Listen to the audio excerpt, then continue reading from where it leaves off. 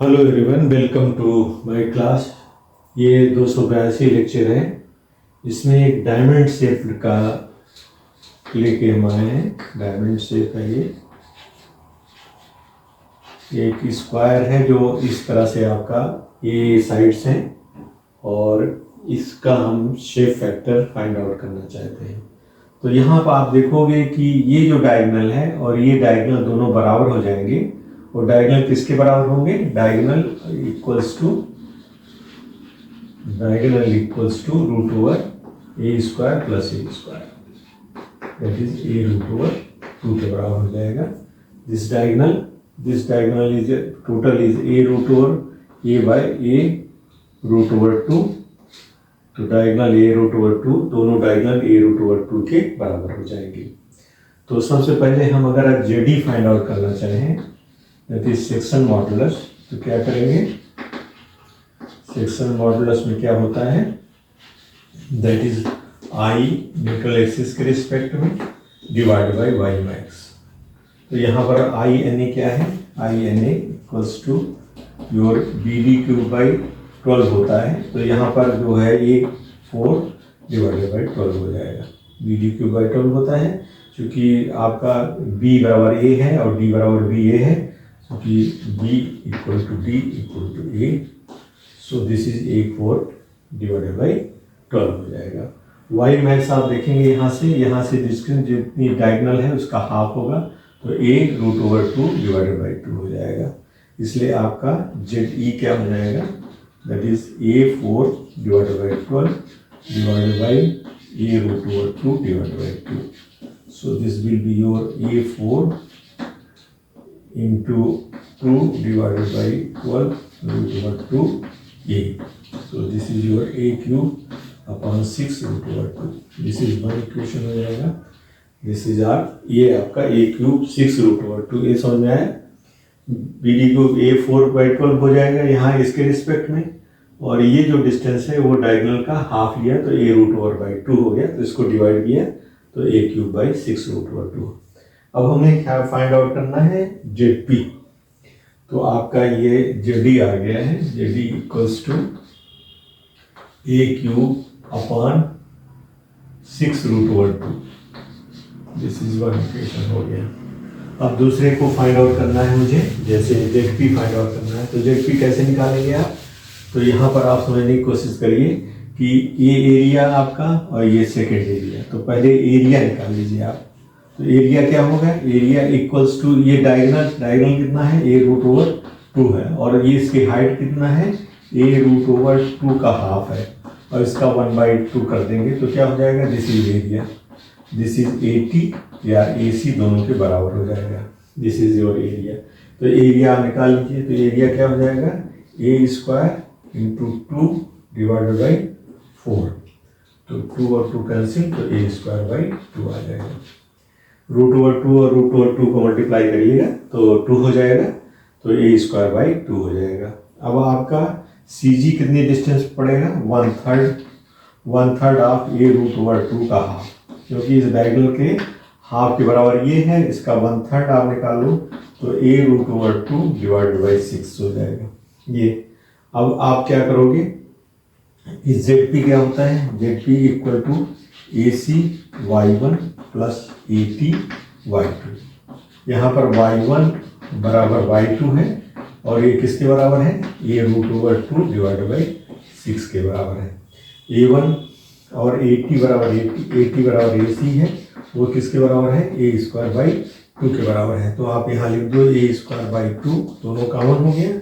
और y1 by 2 क्या है? ए रूट ओवर 2 बाई 6 है, इसका 2 टाइम्स कर दीजिए। तो ये कितना हो जाएगा? तो ये हो जाएगा आपका ए स्क्वायर ए क्यूब, और 2 और 2 कैंसिल हो जाएगा, रूट ओवर 2 अपॉन 6। तो इसको और सिंप्लीफाई कर लें तो ए क्यूब रूट ओवर 2 से मल्टीप्लाई कर दिया, यहाँ 2 हो गया डिवाइडेड बाई 6 रूट ओवर 2। तो ये 3 कट जाएगा, यहाँ आ जाएगा a cube 3 root over 2। This is equation 2। आप ध्यान से देख लीजिए, this is a cube 3 root. तो जेड पी बराबर क्या हो गया आपका? Z P equal to A cube upon 3√/2। This is equation second हो जाएगा आपका। तो यहाँ ZP और ZE आपका निकल आया है। यहाँ देख लीजिए, this is a²/2, AT²/2, a√/2 divided by 6 × 2। 6 × 2 क्या है? ये 1/3 आपका, या y1 या y2 दोनों के बराबर है, इसलिए ये आपका निकल के आएगा। तो इसका क्या हो जाएगा? डायमंड का, शेप का, आप शेप फैक्टर क्या हो जाएगा? Shape factor for diamond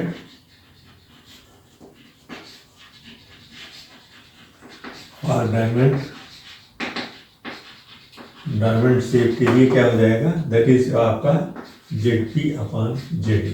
ZP कितना है आपका? a³/6√/2 divided by a³ divided by 3√/2। तो बराबर आपका हो जाएगा, this is your ZP is your a³/3√/2 divided by a³ divided by 6√/2. So this will be your 6√/2 divided by 3√/2. So this is 2. So shape factor for diamond is 2. 2 आपका आ गया। तो इस तरह से आप इसको फाइंड आउट कर सकते हैं। इसी तरह कोई और ट्रायंगल का शेप लिया जाए, उसको फाइंड आउट करने की कोशिश करते हैं। Next is your triangle. So for shape factor for a triangle we can always find out। यहाँ पर मैंने एक ट्रायंगल का लिया है जिसमें किसका बेस B है और हाइट इसकी टोटल H है। तो इस तरह के ट्रायंगल का जहाँ की इसका वर्टेक्स ऊपर है, एक कंडीशन हो सकती है, और एक वर्टेक्स आपका हॉरिजॉन्टल हो सकता है। दोनों तरह के केसेस में हम लोग शेप फैक्टर को फाइंड आउट कर सकते हैं। तो हमने यहाँ कोशिश की है। तो n/h, ये n/h equals to your b1/b। So b1 equal to bn/h हो जाएगा। और AC जो एरिया है वो ½ n × b1, जो कि इस एरिया के हाफ के बराबर होगा। तो एरिया bh/2 है, इसलिए हाफ कर दिया, bh/4 का हो गया। अब यहाँ पर हमने इसको किया 1/2n, b1 की जगह bn रख दिया h। तो n की वैल्यू जो है आपकी h√/2 आई। इसी तरह से b1 की वैल्यू b/√2। तो n की वैल्यू आप h√/2 हो गया, और आपकी b1 की वैल्यू जो होगी that is b1 is also b/√2 हो गया। ये दो वैल्यू आपको यहाँ निकल आई। दूसरा, ये इसमें हम लोग क्या, अगर सपोज करिए कि अगर y1 फॉर AC निकालना चाहते हैं तो क्या होगा? 1/3 ऑफ n, तो h/3√/2 ये सही हो जाएगा। दूसरा पॉइंट के लिए हम निकालना चाहेंगे y2, तो यहाँ से निकाल रहे हैं, तो b1 + 2b, b1 + b into ये जो हाइट है उसका 1/3, तो ये हमने यहाँ पर लगाया है b/√2 + 2b, b/√2 + b यहाँ हो गया, h - h√/3 कर दिया। तो इसको हमने यहाँ सिंप्लीफाई किया है। तो ये आपका 0.155 करीब आ रहा है, 0.1548 कर सकते हैं आप, या इतना ले सकते हैं।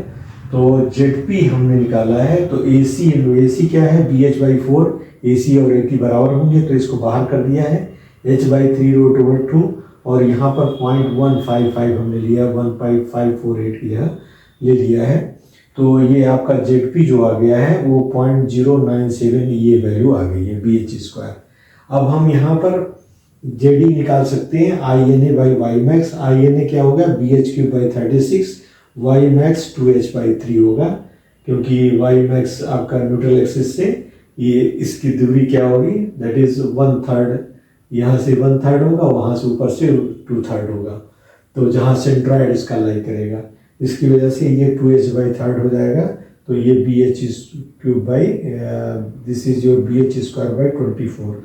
तो BH²/24 आपका ZE है, और ZP और ZE को डिवाइड किया तो 2.344 आ गया। तो कहीं पर 2.343 आया है। तो दिस इज अप्रॉक्सीमेटली ये वैल्यू आपको मिल जाएगी। तो ये थोड़ा सा प्रोसेस, इसमें आपको मेहनत करनी है, समझने की कोशिश करनी है, थोड़ा चूँकि इसमें थोड़ा कॉम्प्लेक्स है नेचर में, तो ये एरिया ट्रायंगल का होगा, ये एक आपका ट्रेपेजॉइडल का हो जाएगा। ट्रेपेजॉइडल का एरिया की बजाय हम दोनों का एरिया चूँकि बराबर है इसलिए BH/4 रखती हैं, लेकिन यहाँ के y2 निकालना जरूरी, तो y2 निकालने के लिए यहाँ से चलेंगे आप B1 + 2b डिवाइडेड बाई वो जो फार्मूले से यूज़ किया है। तो इस तरह से आप इसको फाइंड आउट कर सकते हैं। तो similar for this type of triangle, if triangle vertex is horizontal and this is taken H and this is B, so for this we can find out the shape factor. INA equals to your 2 times H into B/2 का whole cube divided by 12, that is this height, this divide half B/2 का whole cube divided by 12 into, so this is HB/48. Now INA by B/2 is equal to H/B³ divided by 41 divided by B/2. So this Z equals to HB² / 24. We can find out ZP. ZP is equal to AC Y1 plus AT/2 AC. AC and AT is both same, 1/2 B/2 into H, that is BH/4, and Y1 equal to 1/3 of B/2, that is B/6. So your ZP is equal to BH/4 area B/6 plus B/6. So BH/4 into B/3. So this is B² H/12. So you can find out the shape factor FZP/ZD is equal to B² H/12 divided by B²H/24. So this is 24/12, that is 2.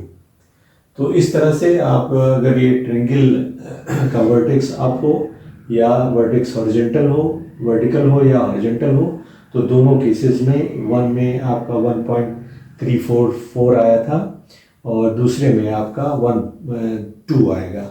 तो इस तरह से इसमें आप इस figure को find out कर सकते हैं। Thank you for being with me, thank you very much.